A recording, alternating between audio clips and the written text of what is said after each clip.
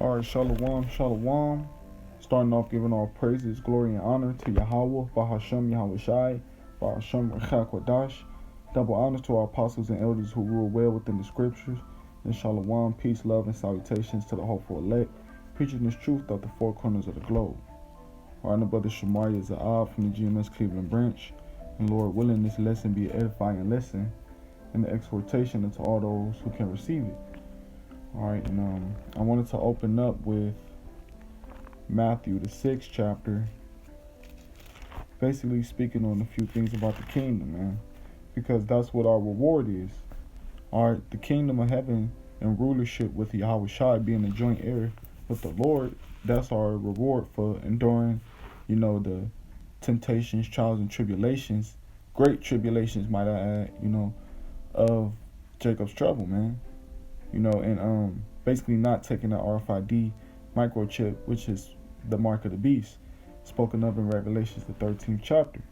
Okay, and we got to let our reward be our motivation. Matter of fact, got something to open up with. We got to let our reward be our motivation to strive harder, especially in these times we're coming into. This is Philippians chapter 3, verse 13. It says, "Brethren, I count not myself to have apprehended, but this one thing I do, forgetting those things which are behind and reaching forth into those things which are before." Okay, so those things that's behind us was the old man, the things we put off, those fleshly deeds, okay, those wicked works we were practicing in the world, okay, those cares and affairs that we were worrying about in the world and the things that we deal with on this side. We got to cast that behind us, man. All right, because all that's doing is holding us back from the things that we're pushing forward, for, which is the kingdom of heaven. Pressing toward those things which are before, because the kingdom of heaven is right before us, man. All right, and that's our reward. That's our crown. That's our rulership. That's our spot in this ministry that we maintain. Okay, if we endure these things. It says, verse 14, "I press toward the mark for the prize of the high calling of Yahweh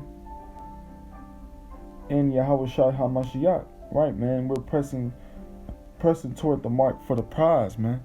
Okay, which the elect was marked to be, saved from these calamities, these famines, the time of Jacob's trouble. The elect is sealed for salvation. So we're pressing towards that mark to be sealed, man. We're pressing towards that reward of having salvation and grace and mercy within Yahweh Yahweh Shai.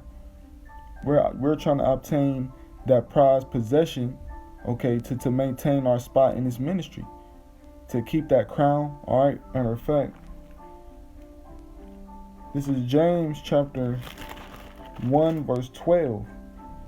"Blessed is the man that endureth temptation, for when he is tried, he shall receive the crown of life, which the Lord hath promised to them that love him." Okay, and us proving our love to the Lord is enduring that temptation, man, for his name's sake. Okay, that's why that crown of life is going to be our reward. Okay, but through enduring temptation is the way you get that crown of life, man. All right, the way you get that upgrade to the kingdom, because the Lord is going to upgrade us, man. He's going to give us new bodies. He's going to give us a new mind, a new spirit. Well, the same spirit, but he's going to cleanse our spirit, man. Cleanse our spirit from all those infirmities that we picked up during all these different captivities. The Lord's going to cleanse our spirit from that fleshly mind state. All right, and give us a spiritual mind, as spoken of in Jeremiah, the 31st chapter, actually. This is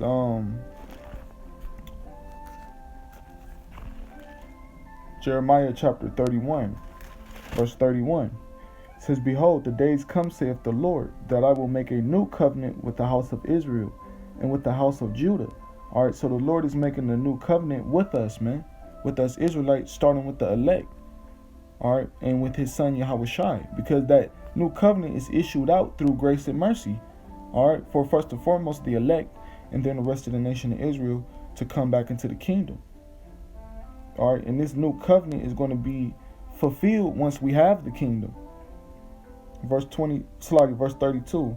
Not according to the covenant that I made with their fathers in the day that I took them by the hand to bring them out of the land of Egypt, which my covenant they break, although I was a husband unto them, saith the Lord. Right, because this is not going to be according to the old covenant, man. Because the old covenant, what we had to do sacrifices when we went off and sinned to the Most High. You know, and this side, we're not doing sacrifices on this side, man. Okay?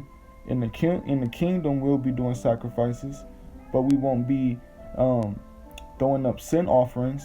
You know, we won't be having to make sin offerings and offerings for transgression and trespass offerings. Because in the kingdom, we're going to be perfect, man. You know? In the kingdom, we won't have to sin. We're not going to sin anymore. So we won't have to do sin offerings. Now, the other nations may have to do that. Okay, because they're not going to be perfect in the kingdom. They're going to be in the flesh, you know, which means they're going to go off and sin. But we're going to be in spiritual flesh, man. All right, a flesh that's been cleansed by way of, you know, enduring that fire of affliction. And the Lord rewarded us those new bodies, all right, that new rulership mentality, that new cleansed, refurbished spirit. All right, verse 33. But this shall be the covenant that I will make with the house of Israel after those days, saith the Lord. Right, after the days of our captivity, man. All right, after the days where we are free from the hand of our oppressor, you know, which is Esau, Edom. Okay, in the day where we're beamed up on when we're beamed up on the, you know, UFO, so-called UFO, those chariots and vehicles of the Most High, are when the Lord make His second appearance, man. All right, and this captivity is destroyed. All right, now verse 33. But this shall be the covenant that I made. Salakia. But this shall be the covenant that I will make with the house of Israel.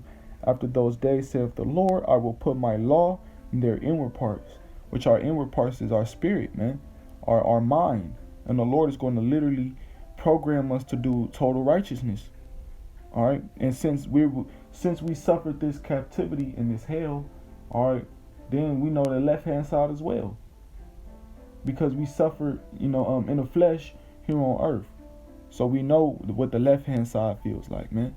So when we get the kingdom, the Lord is gonna put it in our spirit to just be programmed to do total righteousness. All right, but because we serve captivity here in the flesh, we're gonna know the evils, the left hand side too. So we're gonna be a perfect judge, man. Okay, we're going to be perfect in the kingdom to be able to rule over multiple nations of people, man. Okay, and rule over the whole earth, the whole galaxy, and all the things that the Lord created for His sake and the elect's sake, man. All right, it says, I will put my law in their inward parts and write it in their hearts, and will be their God or power, and they shall be my people. All right, and once again, we're going to be that near people into the Most High once again, that well-favored people, that gold purified and tried in the fire, the apple of the Lord's eye, man. And the Lord's going to love us like He loves no other. And the Lord's never going to turn His back on us again, because, you know, He won't have a reason to. We're not going to sin anymore. We're going to be total righteousness, man. Okay? This is Isaiah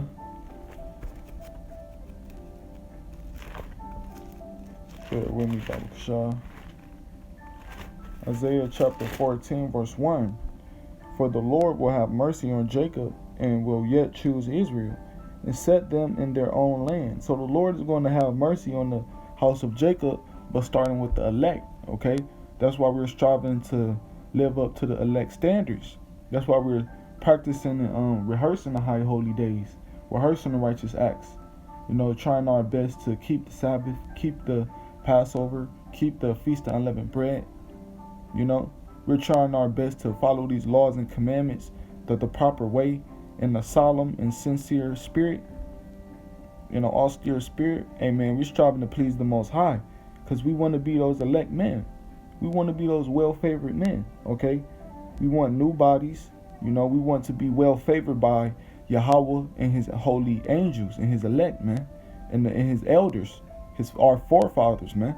We want to be accepted in their sight. We don't want to be accepted by this world, man. All right, that's why we don't indulge in worldly things. We separate ourselves from the carnality of this world to become spiritual with the Most High, man.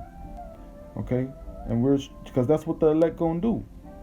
They're gonna obtain mercy, man, because they suffered and endured suffering, and they kept the law's words and precepts, man. It says, and I will yet choose Israel and set them in their own land. So the Lord is going to set us in our own land again once he cleanses it, all right? Because that place is defiled right now through these Edomites, claiming to be the children of Israel, okay? Which are children of Satan, man. These Edomites, man, all right? Taking over our land, defiling our land. But in the kingdom of heaven, our land's going to be purified. And we're going to be able to conquer over righteously, as if we did in the beginning, before Adam and Eve sinned and followed in the ways of a new philosophy.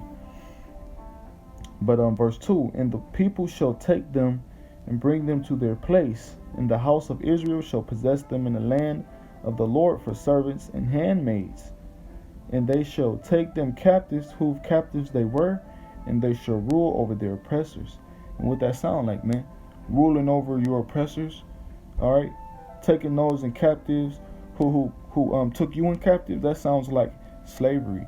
Having handmaids, and having servants. That sounds like putting nations into slavery, man. And that's what we're going to do in the kingdom. We're going to have all these heathen nations under our subjection, all right? And we're going to take them in captivity. They're going to serve us. They're going to tend to us, okay?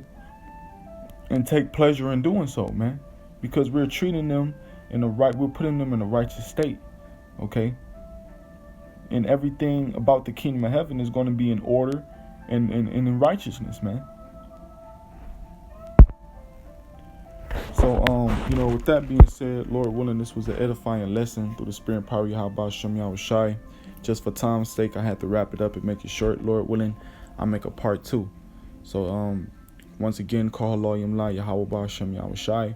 Double honors to our apostles and elders, great millstone, Shalom, Mawaf Lava Ball.